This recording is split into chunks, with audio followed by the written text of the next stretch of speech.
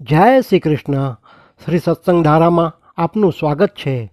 એકવાર શ્રી ગુસાઈજીએ દમલાજીને કહ્યું, દામોદરદાસ, તમે ઠાકોરજીને કેમ ન પધરાવ્યા, સેવા કેમ નથી કરતા?